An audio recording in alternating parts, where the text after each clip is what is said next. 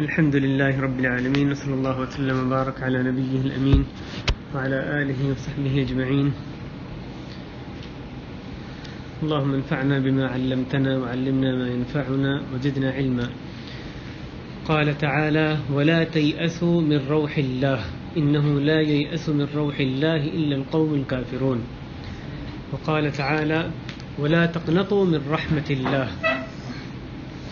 ولا تقنطوا من رحمة الله إن الله يغفر الذنوب جميعا إنه هو الغفور الرحیم. محترم بھائیوں، انسان کی زندگی میں اتار چڑھاؤ آتے رہتے ہیں. ہم سب کی زندگیوں میں ہم مشاہدہ کرتے ہیں کہ کبھی خوشحالی، کبھی بدحالی، کبھی اچھے حالات ہوتے ہیں، برے حالات ہوتے ہیں. صحت ہے تو اس کے ساتھ مرض، بیماری بھی آتی ہے. ایک طرف اگر کہیں رزق میں وسعت ہے تو بعض اوقات تنگی بھی اس میں ہوتی ہے.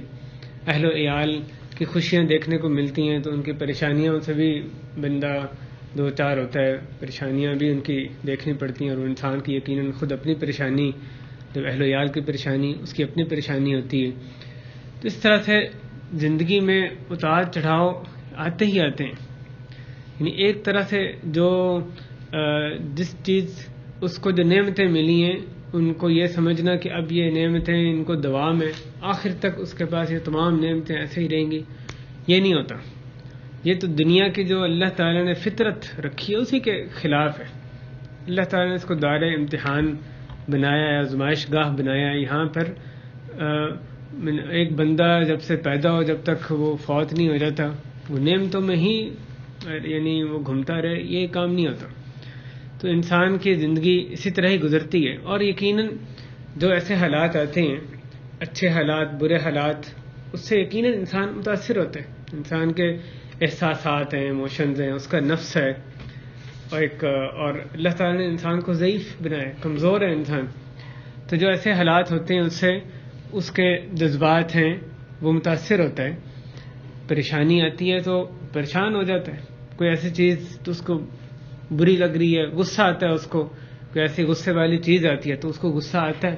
کوئی اس کو مصیبت پہنچتی ہے تو وہ دکھ اس کو پہنچتا ہے، پریشانی ہوتی ہے، غم ہوتا ہے. تو یہ حالات اس پہ نیچرل چیز ہے، فطری طور پہ انسان کی جو اللہ نے نفس رکھا ہے، جذبات رکھے ہیں، یہ اس پر یہ ساری چیزیں اس پر اتار چڑھاؤ کے نتیجے میں یہ جو اس کے دل کے احساسات ہیں یا جو غم اور پریشانی جو ہے اس کو آتی ہے. تو ان چیزوں کو، یہ جو جذبات ہیں انسان کے، اس پر اس کا کوئی مواخذہ نہیں ہے. تو اللہ تعالیٰ نے اس کی طبیعت ایسی رکھی ہے. تو اصل میں یہ جذبات برے نہیں ہیں، یہ انسان کا اس پر کوئی مواخذہ نہیں کہ جب پریشانی آئی تو پریشان کیوں ہو گیا. کوئی ایسی چیز آئی، غصہ آیا، کیوں اس کو اندر سے غصہ آیا. نہیں، اس میں اس کا کوئی مواخذہ نہیں. لیکن مطلوب کیا ہے ایک بندہ مسلم، سچے ایمان والا آدمی ہے، اس سے کہ یہ جو جذبات ہیں وہ اس کو شریعت کے دائرے سے باہر نہ نکالیں. اس کو جتنی بھی مرضی پریشانی آ جائے، وہ پریشانی اس کا نتیجہ یہ نہ نکلے کہ وہ شریعت کو ایک طرف رکھ دے، وہ اپنے آپ کو اس سے آگے بڑھا لے، اللہ رسول کے اقوال سے آگے اپنے آپ کو بڑھا لے اور شریعت کے دائرے سے باہر نکل جائے. یعنی شریعت نے جو پابندیاں مقرر کی ہیں، حدود مقرر کی ہیں، ان کو وہ کراس کر جائے. غصہ آئے تو غصے میں ایسا وہ اپنے آپ کو قابو نہ رکھ سکے کہ اس کی وجہ سے وہ اللہ کی حدود کو پامال کر دے. تو بذات خود جذبات بری چیز نہیں، لیکن ان جذبات پہ اس طرح سے بے قابو ہونا، ان جذبات کے آنے پر کہ آدمی شریعت کی حدود کا خیال نہ رکھے، یہ یقیناً قابل مذمت ہے. اور اس کا یہ عذر بالکل قابل قبول نہیں ہے کہ مجھے تو غصہ آ گیا تھا، کیا کریں، پریشانی تھی، مصیبت تھی. ٹھیک ہے، عام حالات میں کرتے ہی ہیں شریعت کی پابندی. اب جب دکھ آیا، جب پریشانی آئی، تب بندہ ہے، انسان ہے، تب کہاں تک آخر شریعت کی پابندی کرے. یہ بات ہرگز سچا مسلمان یہ نہیں کہہ سکتا. جتنا بھی غصے میں ہے، اس کا غصہ اس کو شریعت سے باہر نہیں جانے دے گا. جو بھی پریشانی ہے اس پر پریشانی کے پہاڑ بھی ٹوٹ پڑے، وہ اپنے آپ کو شریعت کا پابند رکھتا ہے کہ اس سے باہر نہیں جانا. یہ نہیں ہو سکتا کہ میں خوشی کا عالم ہے، بہت بڑی نعمت مل گئی ہے یا انتہائی بڑی آفت آ گئی ہے، شریعت ہے، اس کے اندر میں نے رہنا ہے. تو اس کے جذبات چاہے اچھائی کی طرف ہوں، یعنی دنیا کی جو حسنات ہیں، جو اچھائیاں ہیں، نعمتیں ہیں وہ ملیں، یا تنگیاں مصیبتیں ہوں، وہ ہر حالت میں اپنے آپ کو شریعت کا پابند رکھتا ہے، اس سے اپنے آپ کو نہیں نکلنے دیتا. بندے کا غصے میں جی چاہتا ہے کہ وہ یہ کام کر لے، یہ کام کر لے، پریشانی میں اس کا بڑی چیزوں کو دل چاہتا ہے، لیکن وہ اپنے دل کی اس پر اپنے دل کو قابو میں رکھتا ہے کہ نہیں، دل جو بھی چاہ رہا ہے میں نے دل کو لگام ڈال کے رکھنی ہے کہ شریعت کی یہ حدود ہے، اس کے اندر رہ کے تم نے کام کرنا ہے، اس سے باہر نہیں نکلنا. یہ جو چیز ہے یہ یعنی آدمی ہر اپنے تمام جذبات میں اپنا ظاہر بھی اور باطن بھی وہ شریعت کے دائرے میں رکھے، اپنے قابو میں رکھے. قابو میں رکھنا یعنی اللہ کی حدود کے اندر رکھنا اپنے آپ کو، صرف ظاہر نہیں باطن بھی. جو دل کی حالت ہے وہ بھی وہ ہونی چاہیے جو کہ اللہ تعالیٰ نے اللہ کو جو مطلوب ہے، ظاہری طور پہ بھی کام ویسے ہی کرنے ہیں، زبان سے وہی کہنا ہے، اور دل میں جو دل سے کرنے والے کام ہیں وہ بھی وہی ہونے چاہیے جو کہ شریعت کے دائرے کے اندر ہوں. تو اسی موضوع پر آپ دیکھیں کہ آدمی کیا حالات کو بدل سکتا ہے، کیا تمام پریشانیوں کو روک سکتا ہے. جتنی بھی کوشش کر لے، جتنا بھی اس کو عقل و شعور ہو، اور یعنی جتنا بھی انٹیلیجنٹ ہو، کیا وہ تمام مصائب کو آنے سے روک سکتا ہے؟ کبھی نہیں روک سکتا.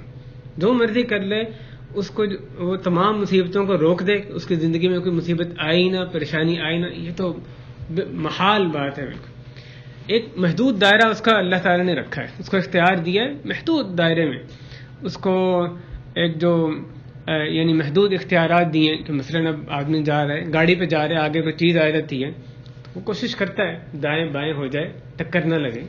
وہ اس کو بیماری آتی ہے تو وہ دوا لیتا ہے تاکہ اس کو جلد شفا نصیب ہو جائے. تو یہ اسباب اختیار کرنا پریشانی سے بچاؤ کے یا پریشانی کے آنے پر اس سے نجات پانے کے محدود دائرہ اللہ تعالیٰ نے اس میں انسان کو اختیار دیا، وہ اختیار کرتے ہیں. لیکن وہ جو بھی اسباب اختیار کرے پریشانیاں بالکل ختم ہو جائیں یہ ممکن نہیں ہے. تو اصل میں پریشانیاں تو آنی ہی آنی ہیں، انسان اپنے اسباب اختیار کرے، اپنے جو اس کے اختیارات ہیں، جو محدود اختیارات ان کو بروئے کار لائے، لیکن پریشانیاں پھر بھی آنی ہیں. اب بعض اوقات یہ اتار چڑھاؤ ایک خاص جو یعنی شدت میں ہر انسان پر ایک ہر وقت ہی آتا رہتا ہے، بعض اوقات شدت، تنگی، لیکن کئی دفعہ یہ ہوتا ہے کہ جو پریشانیاں ہیں، جو مصیبتیں ہیں، وہ معمول سے بڑھ کے ہو جاتی ہیں. ایک عام جو زندگی گزر رہی ہے اس میں بھی پریشانیوں سے بالکل خالی تو کہیں کسی کی بھی زندگی نہیں ہوتی.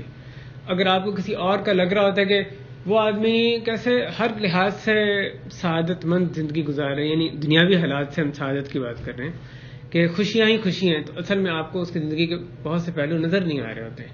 یعنی آپ کو اس کا صرف اچھا پہلو نظر آتا ہے، تو پریشانیوں والا پہلو ہے وہ آپ کو دکھائی نہیں دے رہا ہوتا، جس لیے آپ کو لگتا ہے یہ انسان کاش کہ میری زندگی ویسی ہو جاتی. اس کی جو پریشانی وہ آپ کی پریشانیوں کو ہو سکتا ہے نہ جانتا، آپ اس کے نہیں جانتے. تو یہ نہیں ہوتا کہ وہ آدمی الف سے یہ تک ساری خوشیاں ہی خوشیاں، اس کو ایک بھی پریشانی لاحق نہیں ہے، ایسا نہیں ہوتا. ہاں ہمیں نہ پتا ہو پریشانیاں ایک اور بات ہے. لقد خلقنا الانسان فی کبد، تحقیق یقیناً ہم نے انسان کو مشقت میں پیدا کیا. اللہ مالک فرمائے مشقت میں پیدا کیا، اور وہ آدمی کہ میرے پاس تو کوئی مشقت ہی نہیں ہے، اتنی ہوتا ہے نا. تو انسان یا مصیبت میں ہے یا مصیبت کا انتظار کر رہا ہے، مصیبت اس کو جلد ہی آ لیتی ہے، اور اسی طرح زندگی گزرتی ہے. تو بھائیو یہ جب پریشانیاں بعض اوقات معمول سے بڑھ جاتی ہیں تو پھر انسان ٹوٹنے لگتا ہے، اس کی ہمت جواب دینے لگتی ہے، مایوسی کا شکار ہونے لگتا ہے. جب پریشانیاں مصیبتیں زیادہ بڑھ جاتی ہیں تو انسان مایوسی کی طرف وہ جانے لگتا ہے. یہ پریشانیاں بہت طرح کی ہو سکتی ہیں، معاشی پریشانیاں بھی ہو سکتی ہیں، اہل و عیال کے حوالے سے بھی، بیوی بچوں کے حوالے سے، طبی پریشانیاں بھی ہو سکتی ہیں، بیماریاں ایسی سخت ہو سکتی ہیں کہ انسان کی کمر توڑ کے رکھ دیتی ہیں اور طول پکڑ لیتی ہیں، سیاسی پریشانیاں، جنگ و جدال کی جو پریشانیاں ہیں، رشتوں کی کیسے پریشانیاں ہیں، رشتہ داروں کی طرف سے پریشانیاں، رشتے کرانے میں پریشانیاں، جائیداد کے حوالے سے کیسی کیسی مصیبتیں ہمارے پر یعنی لوگوں پر ٹوٹ پڑتی ہیں، کہ کیسے جمع پونجی ساری زندگی کی وہ یعنی چند لمحات میں کھو بیٹھتا ہے انسان. ہم دیکھتے ہیں کیسے کیسے یعنی واقعات ہوتے ہیں، تو مصیبتیں جو ہیں وہ بہت طرح کی اس طرح کی آتی ہیں. وہ انسان جو بہت اچھا کما رہا ہے اس پر بھی اور کئی لحاظ سے مصیبتیں آ رہی ہوتی ہیں. اور بعض دفعہ یہ ہوتا ہے کہ مصیبتیں انسان کی زندگی ایک اچھی گزر رہی ہوتی ہے اور پھر آگے پیچھے مصیبتیں آنے لگ جاتی ہیں. ایک طرف اس کی جاب چلی گئی، ایک کوئی اور نہایت قریبی رشتہ دار اس کی وفات ہو گئی، اس کو کے ساتھ ہی بیماری لاحق ہو گئی، تو آگے پیچھے بعض اوقات اس کو پریشانیاں سے آنے لگتی. اور پھر وہ ان کے خلاف لڑتا ہے، ان کے خلاف شروع میں تو وہ مقابلہ کرتا ہے، پھر تھوڑی دیر میں ہمت ہارنے لگتا ہے، پھر مایوسی کا شکار ہونے لگتا ہے. اور بسا اوقات اگر ایمان کی دولت صحیح اس کو میسر نہ ہو تو اللہ تعالیٰ کی جو رحمت ہے اس سے نا امید ہونے لگتا ہے. اور بعض دفعہ تو زبان سے اس کا اظہار سننے کو ملتا ہے مسلمانوں سے کہ اللہ کی جو رحمت ہے، اللہ تعالیٰ یعنی اللہ کی جو رحمت ہے اس کا انکار وہ کرنے لگتے ہیں، اللہ تعالیٰ کے خلاف شکایت کرنے لگتے ہیں.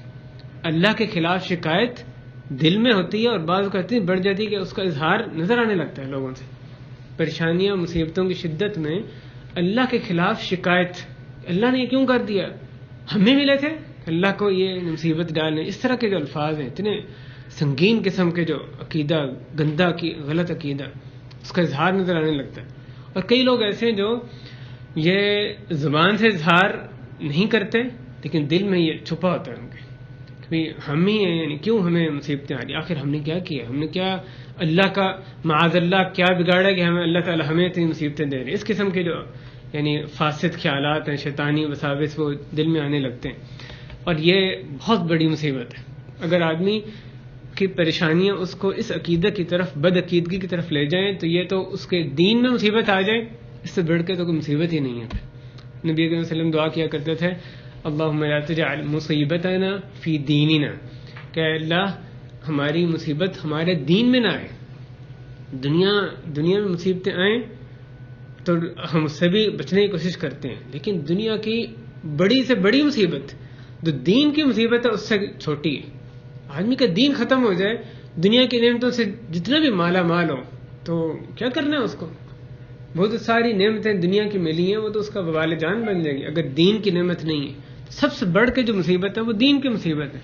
تو دنیا کی مصیبتیں اس کو دین کی مصیبت کی طرف لے جائے تو یہ تو بہت ہی بڑا خسارہ ہے.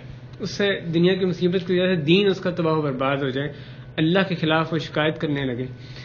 تو جو مسلمان ہے وہ مصیبت سے فرار حاصل نہیں کر سکتا. یہ تو مصیبت بادشاہ ہو، یعنی مالک ہو، مملوک ہو، وہ مالدار ہو یا فقیر ہو، غنی ہو یا محتاج ہو، سب پہ آنی. اور ایک جتنا بھی کوئی آدمی جو پڑھا لکھا ہے یا ان پڑھ ہے یا جس بھی وہ حیثیت میں ہے دنیا میں، پریشانیوں سے وہ کسی کو نجات نہیں ہے. تو ایک مسلمان کا طریقہ یہ ہوتا ہے کہ پریشانیاں جب آتی ہیں تو وہ مایوس نہیں ہو سکتا. اگر وہ سچا مسلمان ہے تو کبھی وہ مایوس نہیں ہو سکتا، چاہے جتنی بھی پریشانی اس کو آ جائے. یہ اس کی دینداری کا بھی تقاضا ہے اور اس کی زندگی آگے صحیح طرح چلانے کے لیے بھی نہایت اہم ہے. اور جب ہم یہ کہیں گے دینداری کا تقاضا ہے، اصل میں جو بھی چیز دینداری کا تقاضا ہے دنیا کے حساب سے وہی بہتر ہوتی ہے. یعنی وہ ہمیں اس کا لنک سمجھ آئے نہ آئے کہ، لیکن اصل میں جو دین کا تقاضا، دین کی جو ہمیں یعنی مطالبہ ہوتا ہے، ہماری دنیا کے لیے بھی وہی بہتر ہوتا ہے. صرف آخرت نہیں، دنیا بھی اسی سے سنورتی ہے. تو مایوس نہ ہونا یہ دینداری کا بھی تقاضا ہے، اور جو آگے اپنی زندگی چلانے کے لیے اس میں بھی یہ نہایت اہم یعنی کردار ادا کرتا ہے. نبی کریم صلی اللہ علیہ وسلم کیا ان سے بڑھ کے کوئی اور دیندار شخص تھے؟ ان پر آپ دیکھیں کیسی کیسی پریشانیاں، پہاڑ پریشانیوں کے آئے. ان کی بیوی پہ کیسے تہمت لگائی گئی، ان کی زوجہ محترمہ حضرت خدیجہ جو اتنی زیادہ ان کی یعنی مددگار تھیں وہ فوت ہو گئیں، ان کے چچا فوت ہوئے، اور کیسے ان کے حضرت حمزہ کو کیسے ان کے سامنے کیا ان کے ساتھ کیا گیا. ان کے بچے سارے بیٹے اور ساری بیٹیاں سوائے حضرت فاطمہ کے نبی کریم صلی اللہ علیہ وسلم کی زندگی میں فوت ہوئے. کسی کا میں سے ایک بیٹا ایک بیٹی فوت ہو، آپ غور کریں, تصور کریں کتنا مشکل ہوتا ہے. نبی صلی اللہ علیہ وسلم کے 3 بیٹے 3 بیٹیاں سب فوت ہوئے ان کی زندگی میں. بیٹے چھوٹے ہوتے فوت ہو گئے, بیٹیاں سب بڑے ہو کے جوان ہو کے سب ان کے سامنے فوت ہوئی. صرف ایک حضرت فاطمہ رضی اللہ عنہا ان کی وفات کے وقت حیات تھیں. کتنی بڑی مصیبت ہے. اسی طرح جو صلی اللہ علیہ وسلم پہ حضرت عائشہ بھی تہمت لگائی گئی, یا آپ کو جو ذاتی طور پہ اذیتیں دی گئیں, وہ تو ایک لمبی داستان ہے. کیا کیا ان پہ تہمتیں, گالیاں اور کیا کچھ, اور فزیکل کیسے ان کو تنگیوں میں مبتلا کیا گیا. تو دینداری سے یہ دنیا جنت نہیں بن جاتی. آدمی کہہ کہ پریشانیاں آ رہی ہیں, آخر میں تو اللہ کے حقوق ادا کر رہا ہوں, پھر کیوں پریشانیاں آ رہی ہیں؟ تمہارے سے کوئی مقابلہ ہی نہیں. نبی کریم صلی اللہ علیہ وسلم جو ساری امت کے یعنی امام اور ساری انسانیت کے سردار ہیں, ان پہ ساری انسانیت سے بڑھ کے مصیبتیں آئیں. نبی صلی اللہ علیہ وسلم نے وضاحت سے فرمایا کہ جو سب سے زیادہ آزمائشیں انبیاء پر آئیں, اور آپ نے دوسری حدیث میں فرمایا کہ کسی کو اتنی تکلیفیں نہیں دی گئیں جتنی کہ مجھے تکلیفیں دی گئیں. سب سے زیادہ پریشانی آپ پر ہے. بیماری بھی آپ صلی اللہ علیہ وسلم پہ اس کی اتنی شدت ہوتی تھی جو دوسروں پہ نہیں ہوتی تھی. بیماری, بخار کا عالم بھی, شدید بخار میں آپ مبتلا ہوتے تھے. تو آپ کو ہر لحاظ سے بہت تکلیفیں آئیں. مال و متاع اللہ تعالیٰ نے دنیا وما فیہا سے صلی اللہ علیہ وسلم کو یعنی صلی اللہ علیہ وسلم کو عطا نہیں کی. کیسے عموماً آپ نے فقر کی زندگی یعنی بسر فرمائی تھی. تو دینداری آدمی اختیار کرے اور یہ سمجھے کہ اب دنیا میرے لیے جنت بن جائے گی, اب تو بس کوئی پریشانی نہیں, ایسے تو نہیں ہوتا. وہ پوری دینداری کے باوجود اس پہ پریشانیاں پھر بھی آ سکتی ہیں, کیونکہ جب اس پر دینداری کے باوجود پریشانیاں آئیں تو نبی صلی اللہ علیہ وسلم کی جو حیات طیبہ ہے اس کو وہ ذہن میں لے کر آئے, اس کی یہ جو احساس ہے وہ ختم ہو جائے کہ میں دیندار, بڑا دیندار ہوں, پھر کیوں پریشانی آ رہی ہے, تم کیا شے ہو. یعنی نبی صلی اللہ علیہ وسلم کو دیکھیں, صحابہ کی زندگیوں کو دیکھیں, کیسی کیسی پریشانیاں آئیں. میں اور آپ کیا کون سے دینداری کا دعویٰ کر کے ہم کہیں کہ ہمارے سے پریشانیاں ختم ہو جائیں. اللہ نے کہاں وعدہ کیا کہ تم دیندار ہو جاؤ گے تو سب دنیا تمہارے لیے جنت بن جائے گی. دنیا سجن المؤمن, دنیا تو مومن کا یعنی جیل ہوتی ہے اس کے لیے. لیکن آخرت میں وہ ہوگا کہ آدمی اللہ کا سچا بندہ بنے, اب جو کچھ وہ چاہے مل جائے. کہاں پہ ہوگا؟ لہم ما یشاؤون فیہا, جنت میں ہوگا نا. ولدینا مزید, اللہ تعالیٰ کہتے ہیں وہاں پر جو وہ چاہیں گے ان کو ملے گا, اور ہمارے پاس اس سے مزید بھی ہے. تو وہ جنت میں ہوگا کہ جو کچھ بندہ چاہے گا ملے گا. تو اس دنیا میں تو یہ نہیں ہوتا. جتنا بھی بندہ دیندار بنے گا, اللہ کا نیک بندہ بنے, پھر بھی اس کو پریشانی آنی ہے. لیکن اس کی دینداری بہرحال اللہ تعالیٰ کی مدد اس کو آئے گی, رحمت ڈھانپ لے گی. جو مکمل راحت تبھی آئے گی جب وہ اپنا قدم جنت میں رکھے گا. یہ جو حقیقت ہے کہ انسان کو پریشانیاں آ کر ہی رہنی ہیں, اس حقیقت کو سمجھ لینا, اس کو جان لینا, یہی اس پریشانی کا ایک بہت بڑا حل ہوتا ہے. انسان پہ جب کوئی پریشانی آئے تو وہ یہ نہ کہے کہ میرے پر کوئی بہت ہی انوکھی چیز آ گئی ہے. اس کو یہ پتہ ہونا چاہیے کہ یہ اللہ کی سنت ہے. یہ پریشانی آتی ہیں, کوئی انوکھی چیز نہیں ہے جو میرے پر پہلی مرتبہ آئی ہے, پہلے کبھی کسی پر نہیں آئی. تو یہ اللہ تعالیٰ کی اللہ نے دنیا کی فطرت ہی ایسی رکھی ہے, پریشانی آنی. تو اس بات کو تسلیم کر لینا کہ ہاں پریشانیاں آنی ہی ہیں. ابھی ہمارے پاس اگر اس وقت پریشانی نہیں بھی ہے, ہم ذہنی طور پہ اپنے آپ کو تیار رکھیں کہ پریشانی آنی ہے, اور اللہ تعالیٰ کی طرف سے آزمائشیں آنی ہیں. دنیا دارالامتحان ہے. تو پھر جب اصل میں آزمائش آ جاتی ہے تو بندہ بکھرا نہیں اٹھتا, یہ کیا ہو گیا, یہ تو بالکل یعنی سرپرائز تھا, ان ایکسپیکٹڈ چیز تھی, اس کے لیے غیر متوقع نہیں تھی. اس کو پتا تھا کہ پریشانی آنی ہے. اللہ تعالیٰ نے اس دنیا کو ایسے ہی بنایا ہے, اور اللہ تعالیٰ ہر چیز پر قادر ہے. مسلمان اس کا اللہ تعالیٰ سے تعلق وہ سب سے بڑی بات ہوتی ہے جو کہ اس کو باقی تمام لوگوں سے یعنی ممتاز کرتی ہے, اور اس طرح کی جو پریشانیاں ہیں ان میں وہ اس کو مایوسی سے روکے رکھتی ہیں. بھائیو, انسان بہت جذباتی ہے, ایموشنل ہوتا ہے. اللہ تعالیٰ نے اس کے جذبات رکھیں, احساسات رکھیں, اور اللہ تعالیٰ نے اس بات کا ایسا ذکر فرمایا کہ وَإِذَا أَنْعَمْنَا عَلَى الْإِنسَانِ أَعْرَضَ وَنَأَىٰ بِجَانِبِهِ وَإِذَا مَسَّهُ الشَّرُّ كَانَ يَئُوسًا, کہ اور جب ہم نے نعمت کی انسان پر تو وہ منہ موڑ لیتا ہے, اور اعرض ونأى بجانبه, اور تکبر کرتا ہے, فخر جتاتا ہے. اور جب اس کو برائی پہنچتی ہے تو وہ بہت زیادہ مایوس ہو جاتا ہے.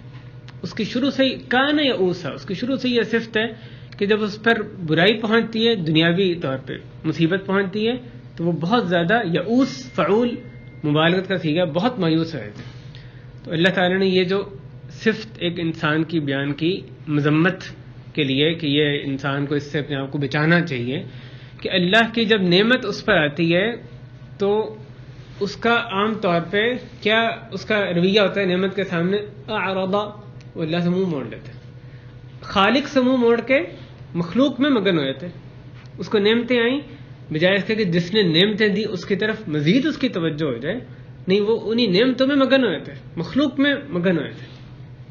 ایک تو اللہ سے منہ موڑ لیتا ہے، اللہ کی طرف توجہ اس کی کم ہو جاتی ہے، اور دوسرا یہ کہ وہ فخر جتانے لگتا ہے، اپنی ان نعمتوں کو اپنا استحقاق سمجھنے لگتا ہے، وَنَأَ بِجَانِبِهِ، فخر، تکبر کرنے لگتا ہے۔ وہ کہتا ہے کہ انما اوتیتہ علی علم عندی، یہ تو جو علم جو کہ میرے پاس ہے اس کی وجہ سے دیا گیا، یہ میرا استحقاق تھا، یہ تو میں ڈیزرو کرتا تھا، میں نے یہ کیا اس لیے سب نعمتیں ملی ہیں۔ تو وہ اللہ سے منہ موڑ لیتا ہے اور اپنے یعنی اس پہ تکبر کرنے لگتا ہے ان نعمتوں میں، اور جب مصیبت پہنچتی ہے کان یئوسا، تو بالکل وہ نا امید ہو جاتا ہے۔ تو اللہ تعالیٰ نے یہ جو صفت بیان کی اس لیے کہ ہم اس سے بچنے کی کوشش کریں۔ تو ہمارا کیا رویہ ہونا چاہیے؟ جب ہمارے پر نعمت آئے تو جو منعم اللہ تعالیٰ ہے، نعمتیں دینے والا، اس کی طرف توجہ کرنی ہے، اس سے منہ نہیں موڑ لینا کہ اب تو نعمتیں، اب تو زندگی بڑی اچھی سموتھ گزر رہی ہے، اب نعمتوں سے مالا مال ہے ہر لحاظ سے، تو اب اللہ کی طرف اتنا گڑ گڑانے کی، اللہ کی طرف توجہ ہماری کم ہو جائے، نہیں، یہ کام نہیں ہونا چاہیے، اعرضہ نہیں ہونا چاہیے، اللہ کی طرف خوب توجہ ہونی چاہیے۔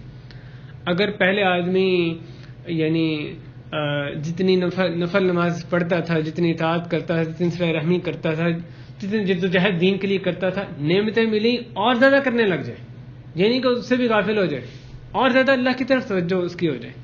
اور دوسرا یہ کہ اپنے آپ کو ان نعمتوں کا مستحق نہ سمجھے کہ میرا استحقاق تھا اس لیے نعمتیں ملی، نہیں، بلکہ اللہ کا محض فضل سمجھے ان نعمتوں کو، اللہ کی طرف پلٹائے۔ دل سے بھی عقیدہ یہی ہونا چاہیے کہ یہ نعمتیں میری اپنی کارستانی کی وجہ سے، میں نے اپنی محنت کوشش کی، نعمت جو ملی اللہ کا فضل تھا، کسی اور کا نہیں، نہ میرا اپنا، نہ فلاں اور علان کا، کسی اور زید بکر کا نہیں، بلکہ اللہ کا محض فضل ہے۔ اور دوسری بات جو اللہ تعالیٰ نے ذکر کی کہ جب وَإِذَا مَسَّهُ الشَّرُّ كَانَ يَئُوسًا، جب برائی پہنچتی ہے بہت مایوس ہو جاتا ہے۔ تو بندہ مومن کی کیا شان ہے؟ جب برائی پہنچے، جتنی بھی بڑی برائی ہو، مایوس نہیں ہو سکتا۔ اللہ تعالیٰ نے یہاں یہ برے لوگوں کی صفت بتائی کہ انسان کی جبلت یہ ہے، عموماً انسان یہ کرتا ہے، لیکن جو مومن ہے وہ اپنے ایمان کی وجہ سے ان بری خصلتوں سے بچ کے رہتا ہے، وہ مایوس نہیں ہوتا جو برائی کے آنے پر۔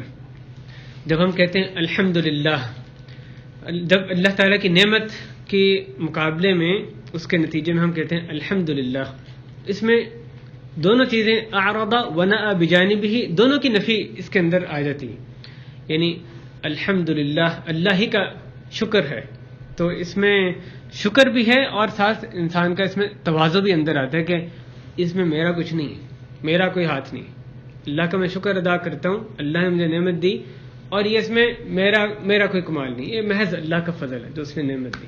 تو جب بندے کا یہ الحمدللہ اس کا معنی سمجھ کر کہے تو اس میں شکر بھی آتا ہے، ساتھ تواضع، انکساری بھی اس کے ساتھ آتی ہے۔ تو دونوں جو اعرض ونأ بجانبہ جو اللہ نے صفات ذکر کی، ان کی نفی اسی کے اندر ہو جاتی۔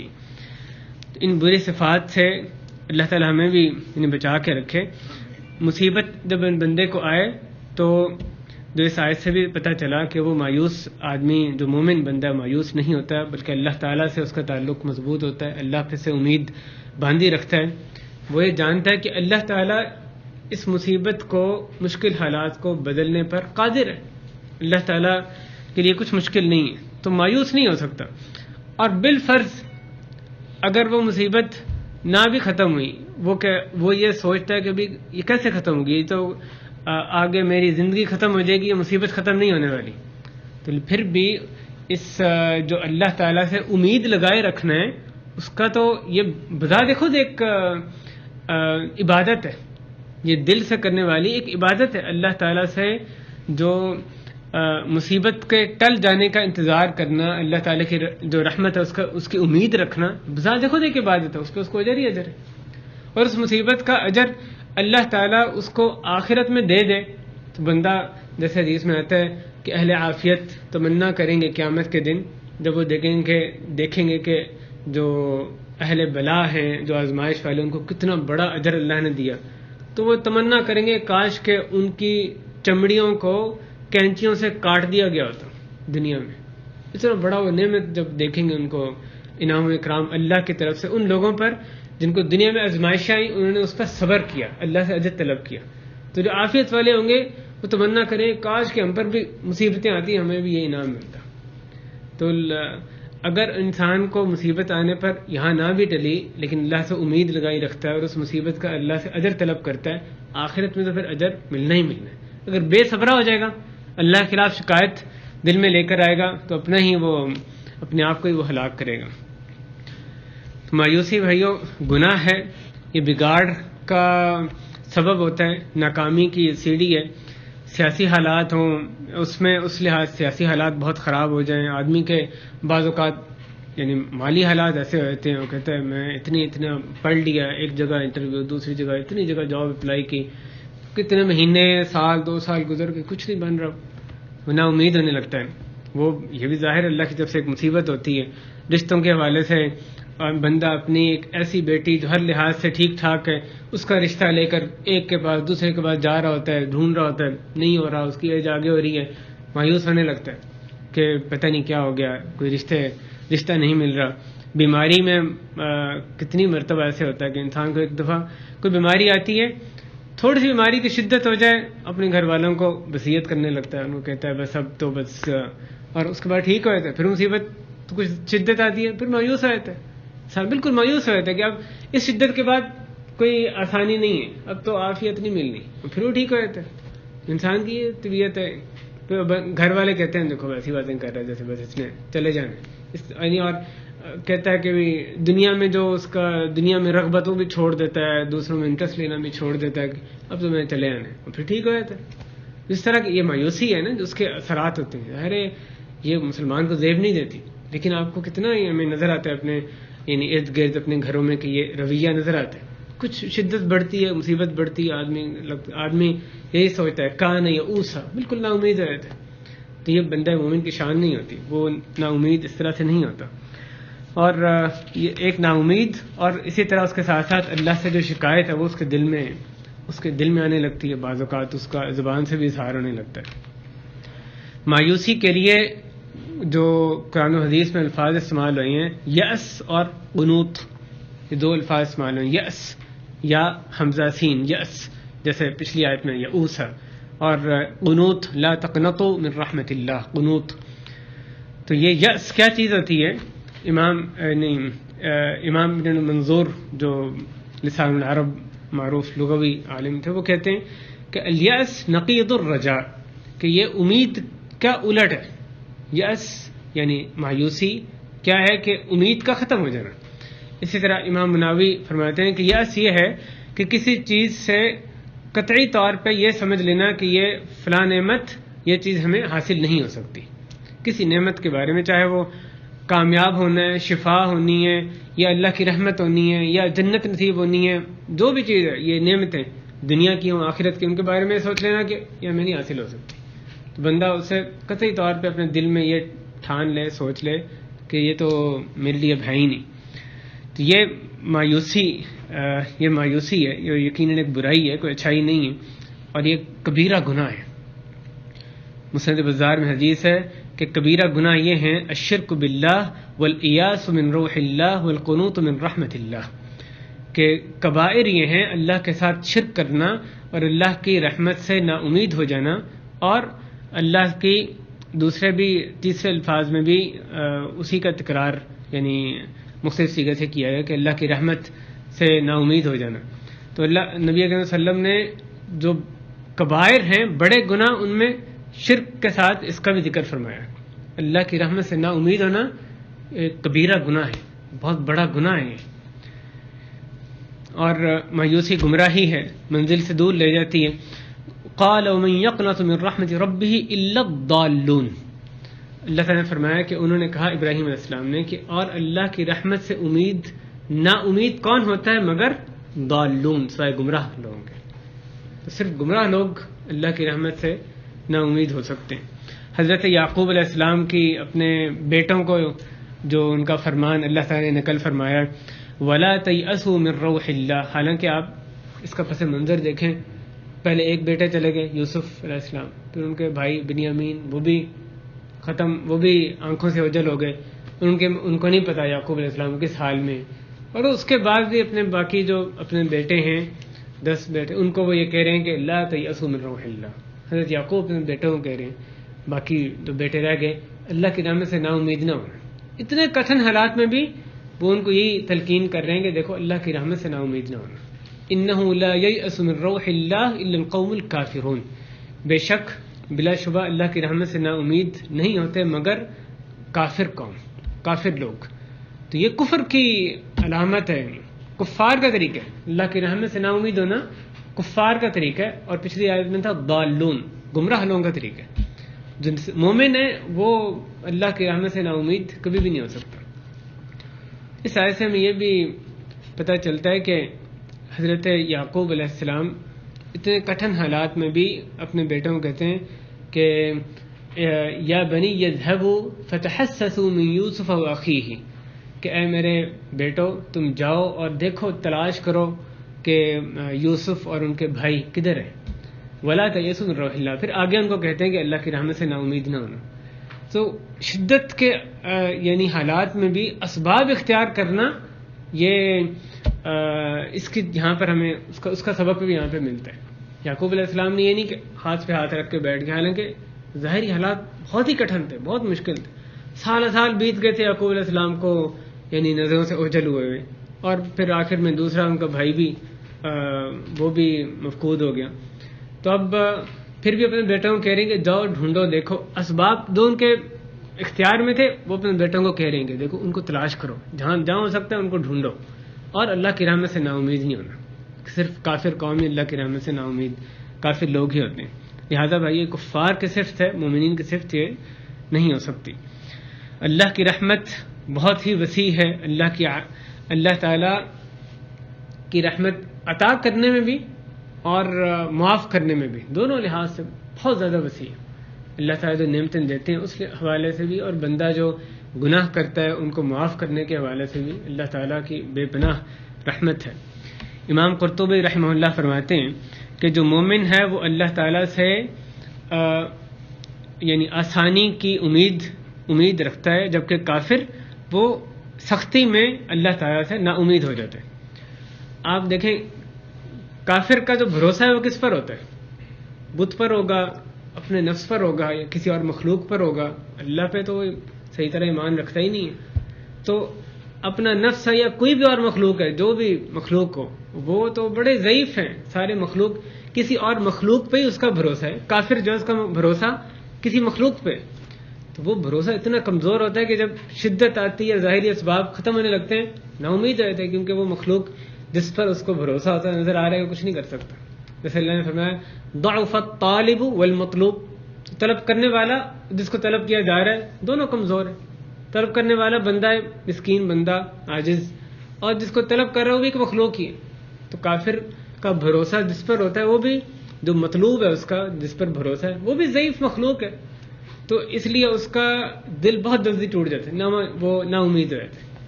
لیکن مومن کا بھروسہ کس پر؟ اللہ پر. اللہ تعالیٰ اس کو پتہ ہے وہ مسبب الاسباب ہیں، اللہ سے کیسے نا امید ہو سکتے ہیں. جتنے بھی ظاہری اسباب اس کے خلاف جا رہے ہیں، اس کو پتہ ہے کہ اللہ تعالیٰ تو اسباب کے محتاج ہی نہیں ہے. اللہ تعالیٰ ہر چیز پر قادر ہے، جو بھی ہو جائے اللہ تعالیٰ اس کے حالات بدلنے پر پھر بھی قادر ہے. تو اللہ سے کیسے وہ نا امید ہو سکتا ہے؟ کیونکہ اللہ تعالیٰ ظاہر طاقتور ہیں، وہ مقتدر ہیں، ہر چیز ان کے علم میں ہے، وہ اس کی مدد کی طاقت رکھتے ہیں. وہ کیسے نا امید ہوگا؟ تو یہ کافر اور یعنی جو کافر اور مومن اس میں چیز فرق کرتی ہے. دونوں پر سخت حالات آتے ہیں. کافر نا امید ہو جاتا ہے کیونکہ اس کا بھروسہ مخلوق پر ہے، جبکہ مومن اللہ پر بھروسہ کرتا ہے، وہ نا امید نہیں ہو سکتا. امام ابن عطیہ الاندلسی فرماتے ہیں کہ جو اللہ تعالیٰ سے نا امیدی ہے یہ یا تو اللہ کی تکذیب، اللہ تعالیٰ کی ربوبیت کی تکذیب کی وجہ سے ہوتی ہے، اور یا اللہ تعالیٰ کی جو صفات ہیں ان سے جہالت، ان سے لا علمی کی وجہ سے ہوتی ہے۔ اللہ کی ربوبیت پہ انسان کو یقین نہیں ہوتا، اس کی تکذیب کر رہا ہوتا ہے۔ اللہ تعالیٰ رب ہیں، خالق ہیں، مالک ہیں، مدبر ہیں، اس کو وہ جھٹلا رہا ہوتا ہے، ممکن ہے زبان سے نہ جھٹلائے، دل سے جھٹلاتا ہے۔ یا یہ کہ اللہ تعالیٰ کی جو صفات ہیں باری تعالیٰ کی ان کا اس کو علم ہی نہیں ہے، ان سے وہ جاہل ہے۔ تو اس لیے جو مومن بندہ ہے، جو اللہ کی ربوبیت پہ یقین رکھتا ہے، اللہ کی صفات کا علم رکھتا ہے، وہ نا امید نہیں ہو سکتا۔ امام راضی رحمہ اللہ بڑی خوبصورت ایک اور بات اس کو یہ یأس کے بارے میں، نا امیدی کے بارے میں انہوں نے یعنی اس طرح سے وضاحت کی۔ وہ کہتے ہیں کہ بندہ جب نا امید ہوتا ہے تو تین میں سے کوئی ایک وجہ ہوتی ہے، یا تو وہ یہ سمجھتا ہے کہ اللہ تعالیٰ کمال پر قدرت نہیں رکھتے، اللہ تعالیٰ خود با کمال نہیں ہے، یا یہ کہ وہ کمال عطا نہیں کر سکتے بندے کو، اس کا نقص دور نہیں کر سکتے، اور یا یہ کہ اللہ تعالیٰ معلومات جمع کرنے پر یعنی اس کو معلومات میں کمی ہے اللہ تعالیٰ کی۔ وہ بندہ کہتا ہے ٹھیک ہے اللہ تعالیٰ کو قدرت ہے، لیکن میں کس حال میں ہوں اللہ تعالیٰ کو پتہ بھی ہے کہ میں کتنی شدت میں آ گیا ہوں، یا میری اس وقت حالت ٹھیک ہے وہ پتہ ہے، اللہ کو اس کا حل پتہ ہے کہ یہ اس مصیبت سے نکالنا کیسے، یعنی یا وہ یہ سمجھ رہا ہے کہ اللہ کے پاس اللہ تعالیٰ با کمال نہیں ہے، یا یہ کہ اللہ تعالیٰ کو میری حالت کا یا میری حالت کا جو مصیبت ہے اس کا علاج کا اللہ کو علم نہیں ہے معاذ اللہ۔ اور وہ کہتے ہیں کہ تیسرا یہ وجہ ہو سکتی ہے کہ وہ یہ سمجھتا ہے اللہ تعالیٰ طاقتور ہیں، با کمال ہیں، یہ بھی سمجھتا ہے اللہ کو علم ہے اس کی مصیبت کا بھی، اس کے حل کا بھی، لیکن اللہ تعالیٰ معاذ اللہ بخیل ہے، کنجوس ہے، اللہ تعالیٰ کرم نواز نہیں ہے، اللہ کی یعنی دینے والے نہیں ہیں، اس کی مدد کرنے والے نہیں ہیں، کر سکتے ہیں علم بھی ہے اس کی مدد نہیں کریں گے کیونکہ کنجوسی ہے معاذ اللہ۔ یعنی کہتے ہیں اصل میں بندہ یہ کہیں نہ کہیں اس کی کمی ہوتی ہے، تبھی وہ اللہ کی رحمت سے نا امید ہو جاتا ہے، اللہ سے نا امید ہوتا ہے، یأس کی جو بیماری ہے اس میں آتی ہے۔ اس لیے جو سچا مسلمان ہے اس میں یہ نہیں ہو سکتی۔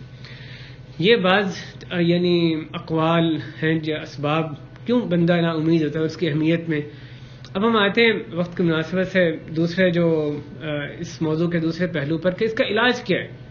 بندہ اس مصیبت جب اس پر پڑتی ہے وہ نا امید ہو جاتا ہے تو اس کا کیا علاج ہے، کس طرح وہ نا امیدی کو دور کرے، یا مصیبت کے آنے سے پہلے وہ کیا کرے، اپنے آپ کی کیسے تربیت کرے کہ جب مصیبت ٹوٹ پڑے اس وقت وہ نا امید نہ ہو جائے، بلکہ اللہ کی رحمت سے کہ اس وقت بھی وہ اس کو لالگائی رکھے، اس کی طرف اس کی توجہ رہے۔ تو بھائی اس میں پہلی جو چیز ہے وہ یہ کہ اللہ تعالیٰ کی قدرت پر اس کی نگاہ رہے، اور یقیناً اس کا جو علاج ہے وہ جو پہلی باتیں بیان کی گئی ان میں ضمناً اس کا ذکر یعنی کچھ قدر آ گیا ہے۔ اللہ کی قدرت پر اس کی نگاہ رہے، اللہ تعالیٰ کون ہے جس پر اس کو جس سے امید لگانے کے لیے اس کو کہا جا رہا ہے، ایک بندہ مومن جس سے امید لگا رہا ہے کون ہے وہ اللہ تعالیٰ کی، وہ کتنا طاقتور ہے، اس کی قدرت کو ذہن میں رکھے، تازہ رکھے۔ صرف ایک ایمان ہونا کہ ہاں اللہ ہر چیز کر سکتا نہیں، اس کو واقعی مستحضر ہو چیز، خوب ذہن میں تازہ ہو، اللہ تعالیٰ ہر چیز واقعی کر سکتے ہیں، اللہ کے لیے کچھ بھی مشکل نہیں، کن فیکون۔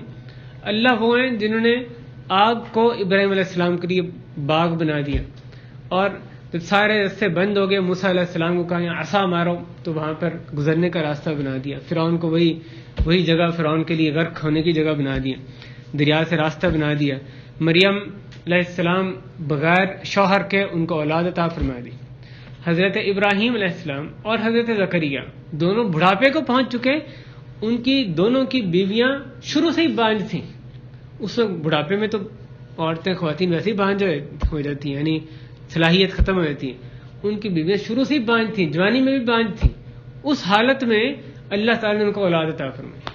اور آپ حضرت زکریا ان کی دعا بھی دیکھیں کہ جب وہ دعا کر رہے ہیں اس وقت بھی وہ یہ کہہ رہے ہیں کہ اللہ میرے جو بال ہیں ان میں یعنی بالکل سفید ہو چکے، اور میری بیوی شروع سے بانجھ تھی، پھر بھی وہ دعا کر رہے ہیں اللہ مجھے نیک بیٹا عطا فرما دے۔ جو پھر یہ ہو بیٹے کی بھی صفات گنوا رہے ہیں. وہ ایک سورہ مریم کی ابتدا میں، اسی طرح سورہ آل عمران میں جیسے ذکر ہوا. تو جو نبی تھے حضرت یعنی زکریا، ان کا اللہ پہ یقین بھی آپ اس میں ملاحظہ کریں. اللہ نے کیسے ان کی دعا سنی، اتنے ناموافق حالات میں ان کو بیٹا عطا فرمایا. فرعون نے سارے بیٹوں کو، سارے لڑکوں کو قتل کرنے کا حکم دیا. جس موسیٰ علیہ السلام کے خدشے سے وہ قتل کر رہا تھا، اللہ نے ان موسیٰ کی پرورش اسی کے گھر میں کروائی. قتل کر لے، جو کرنا کر لے، یہ تیرے گھر میں اس کی پرورش ہوگی. اللہ تعالیٰ کی قدرت دیکھیں کیسے اسباب، سارے وہ دشمن اسباب اختیار کر رہے، اللہ تعالیٰ اس کے اندر سے اللہ تعالیٰ کیسے راستہ بناتے ہیں. غار ثور میں جو حفاظت اللہ نے فرمائی، عقل دنگ رہ جاتی ہے کہ کیسے اس کا انتظام کیا گیا. کافر نبی کریم صلی اللہ علیہ وسلم کو قتل کرنے کے لیے ڈھونڈ رہے ہیں، ان کو، ان کے حضرت صدیق اکبر رضی اللہ تعالیٰ عنہ کو. وہ بالکل غار کے منہ تک پہنچ جاتے ہیں. مکڑی والی جو روایت ہے وہ ضعیف ہے، اس میں یعنی جیسے علماء نے بیان کیا کہ اس میں مکڑی کا جالا تھا. صحیح بات یہ وہاں تک پہنچ جاتے ہیں. حضرت صدیق کہتے ہیں یا رسول اللہ، ان میں سے کسی نے اپنے پاؤں کی طرف دیکھ لیا تو ہم نظر آ جائیں گے. اتنا پاس کھڑے ہیں کہ وہ حضرت صدیق کہہ رہے ہیں صرف کسی نے نیچے دیکھ لیا پاؤں کی طرف ہم نظر آ جائیں گے. صلی اللہ علیہ وسلم کیا فرماتے ہیں، ما ظنک باثنین اللہ ثالثہما، کہ تمہارا ان دو کے بارے میں کیا خیال ہے جن کا تیسرا اللہ ہو. تو اللہ تعالیٰ یہ بھی کر سکتے تھے کہ ان کو رستہ ہی نہ ملتا، شروع سے ہی وہ کسی اور رستے پہ چلے آتے. یہ اللہ نے ان کی جو کمزوری ہے ایسی واضح فرمائی کہ تو پہنچ جا، رستے پہ پہنچ جا، وہاں غار کے منہ تک پہنچ جاؤ. اب بھی تو ان کو نہیں پکڑ سکتے. وہاں تک پہنچ کے اب ایک قدم پہ وہ آگے سیدھا اس غار میں چھپے ہیں، وہاں جا کے ہکا بکا آگے پتہ نہیں کہاں گے. تو کیسے ان کی جو عجز ہے، بے بسی، وہ وہاں پر یعنی کھل کے سامنے آتی ہے. اصحاب کہف کو کئی سو سال تک کیسے زندہ، یعنی کیسے سلائی رکھا، پھر ان کو زندہ کر دیا. عیسیٰ علیہ السلام ان کو قتل کرنے کے در پہ تھے، ان کو جسم کے سمیت اللہ نے اوپر اٹھا لیا. تو آپ دیکھیں اللہ تعالیٰ کی جو یعنی قدرت ہے، اس کے نظارے وہ تو بکھرے پڑے ہیں، بہت جگہوں پہ اس طرح نظر آتے ہیں. لیکن یہ جو چیزیں ہیں ما وراء الاسباب، جو اللہ تعالیٰ کے قدرت کے نظارے، اللہ جب چاہیں کریں اپنی حکمت کے تحت، ہمارے کہنے پر نہیں. یعنی کہ ہم جب کہیں گے ایک اور معجزہ ہو جائے گا، اللہ تعالیٰ جب چاہیں جیسے چاہیں اپنے بندے کی مدد کریں. مسبب الاسباب اللہ تعالیٰ ہی، اسباب کے اللہ کو ضرورت نہیں ہے. اللہ نے ایک اسباب بنائے، ان کے تحت کائنات چلتی. اللہ جب چاہیں ان اسباب سے ہٹ کے بھی جو چاہیں کر سکتے ہیں. کب کریں گے، کیا کریں گے، اللہ کی مشیت ہے، ہماری مرضی نہیں ہے. اللہ تو یہ کر دے اسباب سے ہٹ کے، لیکن اللہ تعالیٰ طاقت رکھتے ہیں نا. بندہ اسباب کے سامنے سرنڈر کر جاتا ہے اور سمجھتا ہے کہ اب تو کوئی رستہ نہیں نکلنے کا. اس کو اگر یہ اتنے سارے واقعات، یہ چند ایک واقعات، ورنہ تو پتہ نہیں کتنے ایسے واقعات ہیں. اور قدیم دور میں بھی، دور حاضر میں بھی، ان پہ بندے کی نگاہ ہو تو اس کو یقین ہوتا ہے کہ مجھے نہیں پتا، اللہ تعالیٰ قادر ہے، میری مدد کرنے پر قادر ہے. جو بھی ناموافق حالات ہو جائیں اللہ میری مدد کر سکتے. نا امیدی کسی، میں نے اللہ پہ توکل کیا ہوا، کسی مخلوق پہ تھوڑی کیا ہوا. وَيَفْعَلُ اللَّهُ مَا يَشَاءُ، اللہ فرماتے ہیں اللہ تعالیٰ جو چاہتے ہیں کرتے ہیں. اور فعال لما یرید، اللہ تعالیٰ خوب کرنے والے ہیں جو جس کا وہ ارادہ کرتے ہیں، جو اللہ چاہیں وہ کر سکتے ہیں. تو بندے کو جب خدشہ ہوتا ہے دشمن کا کہ اب دشمن اس کو بہت طاقتور ہے، آگے اس کا کیسا مقابلہ کرے گا، تو وہ جو تھا انا ربکم الاعلی کا دعویٰ کرنے والا، یعنی میں تمہارا سب سے بڑا رب ہوں، اس کو اللہ نے کیسے ذلیل و خوار کیا اور اس کو وہاں اس کو سمندر میں غرق کر کے اس کو یعنی ہلاک کیا. ابرہا کا واقعہ دیکھیں کس طرح اللہ نے وہ جو ہاتھیوں کا لشکر لے کر آیا تھا اور اس نے کعبہ کو یعنی ڈھانا تھا، تو سارے لوگ اس کے سامنے بے بس تھے کہ اتنی بڑی فوج ہاتھی لے کر آیا، اور عرب میں تو ہاتھی تھے ہی کوئی نہیں ہے. ایسی زبردست فوج کون اس کا مقابلہ کرے. جو عبد المطلب وہ بھی اپنے اونٹ لے کے سارے یعنی اپنے سب چیزیں لے کے پہاڑوں پہ چلے گئے تھے، اس کا مقابلہ کرنے کی کسی میں ہمت نہیں ہے. اللہ تعالیٰ نے اس کی ہاتھیوں کی فوج، اس کے مقابلے میں کیا اس سے بھی بڑے ہاتھی بھیجنے پڑے اللہ کو اس کا مقابلہ کرنے کے لیے؟ نہیں. ابابیل چھوٹے چھوٹے پرندے بھیجے، چونچوں میں پنجوں میں چھوٹی چھوٹی کنکریاں اٹھائی ہوئی تھیں، کوئی پہاڑ ان پر آ کر نہیں گرانے کی ضرورت پڑی. ان کے جس طرح طاقتور جو لشکر تھا، اللہ نے اس کو انتہائی کمزور اور انتہائی کمزور مخلوق، انتہائی چھوٹی چیز سے ان کو ہلاک کیا. وہ سب اور ان کو وہاں پہ ایسا ہلاک کیا کہ وہ سب وہاں سے بھاگے اور جاتے آتے سب بسم گئے اور ان کے ہلاک ہو گئے. تو اللہ تعالیٰ کی قدرت تو دیکھیں کیسے کیسے اللہ کی مدد جو ہے وہ کتنے موقعوں پر آئی. تو ایسے میں ہم یعنی ایسا اللہ تو یہ سب کچھ کر سکتا ہے اور جو چاہے کر سکتا ہے، اس سے ہم نا امید ہو جائیں. یہ کیسے ہو سکتا ہے؟ ایک سچا مومن کیسے یہ اس کو گوارا کر سکتا ہے؟ حضرت انس بن مالک رضی اللہ عنہ روایت کرتے ہیں، یہ صحیح و ترغیب و ترہیب میں شیخ البانی حدیث ذکر کی کہ نبی کریم صلی اللہ علیہ وسلم ہے تو معاذ بن جبل رضی اللہ عنہ سے فرمایا، اور جن لوگوں کو مالی مشکلات ہوں اس سے مایوس ہو جائیں، ان کے لیے یہ حدیث بڑی کارآمد ہے کہ انہوں نے ان سے فرمایا کہ یا معاذ، اے معاذ، میں کیا تمہیں ایک ایسی دعا نہ سکھاؤں جس سے تم دعا کرو کہ اگر تمہارے پر احد پہاڑ کے برابر بھی قرض ہو اللہ تعالیٰ اس کو تم سے اتار دے گا. آگے ان کو جو دعا سکھائی، اللہم یا مالک الملک تؤتی الملک من تشاء وتنزع الملک ممن تشاء وتعز من تشاء وتذل من تشاء بیدک الخیر انک علی کل شیء قدیر رحمن الدنیا والآخرة ورحیمہما تعطیہما من تشاء وتمنع منہما من تشاء ارحمنی رحمتا تغنینی بها عن رحمت من سواک. اس دعا پر غور کریں، جو ابتدا ہے اس کی تمہید کتنی خوبصورت یعنی کی گئی. اللہ اے مالک الملک، آپ جس کو چاہتے ہیں بادشاہت دیتے ہیں، جس کو چاہتے ہیں چھین لیتے ہیں، جس کو چاہتے ہیں عزت دیتے ہیں، جس کو چاہتے ہیں ذلت دیتے ہیں. آپ ہی کے ہاتھ میں ساری خیر ہے، آپ ہر چیز پر قادر ہیں. آپ دنیا اور آخرت کے رحمان ہیں، رحیم ہیں.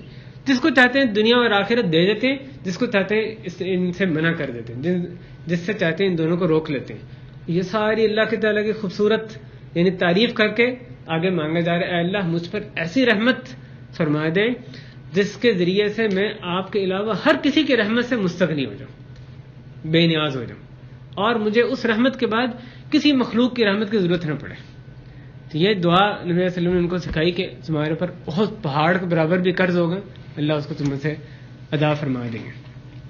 اس میں یقیناً جو تمہید ہے اس پر غور کرنا بھی انسان کو یعنی مایوسی سے نکالتا ہے. اللہ کے مالک الملک کو جو صفات ذکر کی گئی ان پہ آدمی ان کو ذہن میں بٹھا لے، تازہ رکھے، تو اس کی مایوسی ان سے بھی ختم ہوتی ہے.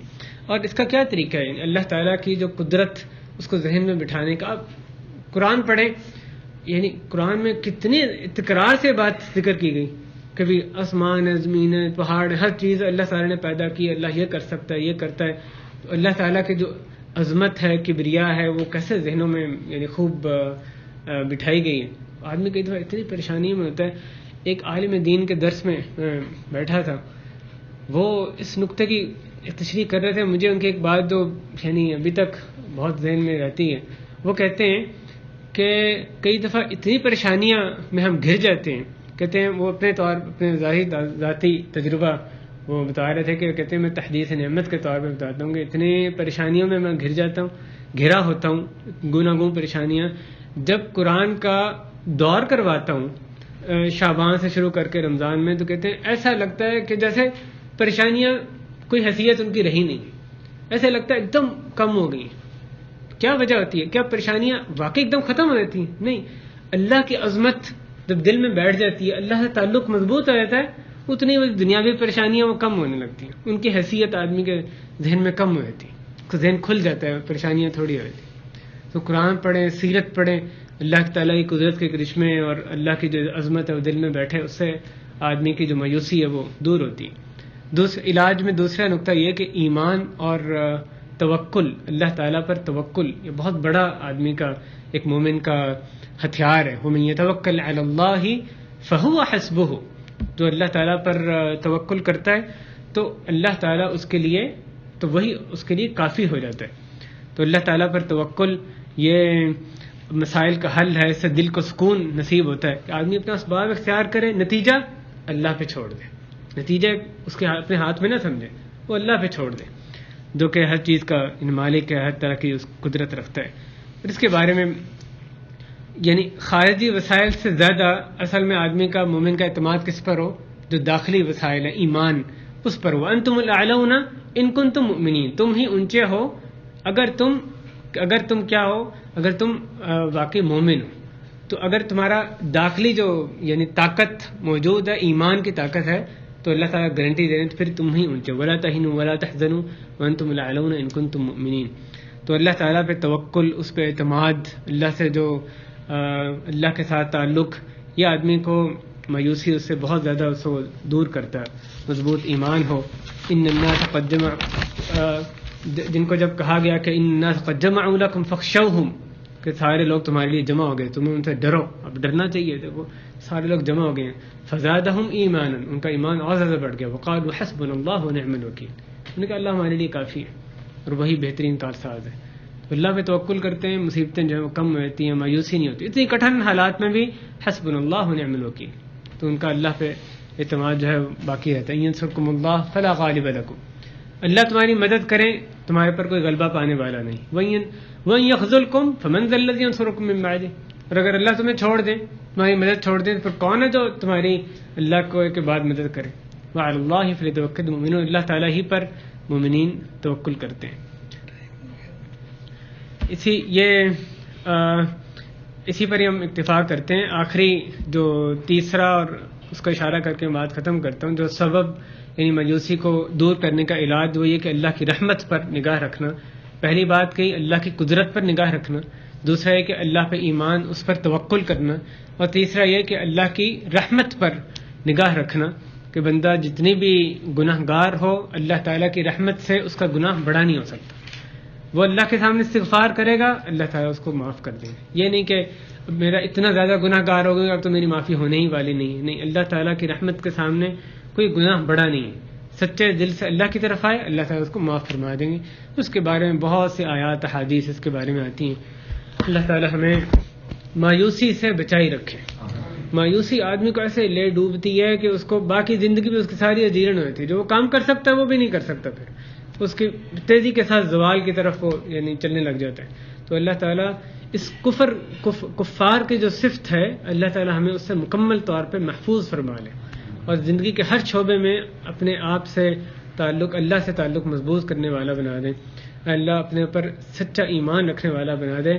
اللہم حبب الینا الایمان وزینہ فی قلوبنا، اللہ ایمان کو ہمارے لیے محبوب بنا دے، ہمارے دلوں کو اس سے مزین فرما دے.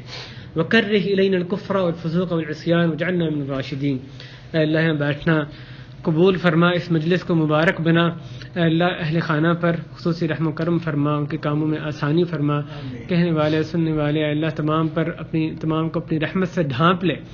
اللہ ہم سیاہ کار ہیں، ہماری سیاہ کاریوں کو معاف فرما دے. اے اللہ ہماری سیاہ کاریوں کی وجہ سے اپنے فضل سے ہمیں محروم نہ فرما. اے اللہ ہماری اصلاح فرما، ہماری نسلوں کی، ہمارے بہن بھائی ان کی نسلوں کی اصلاح فرما.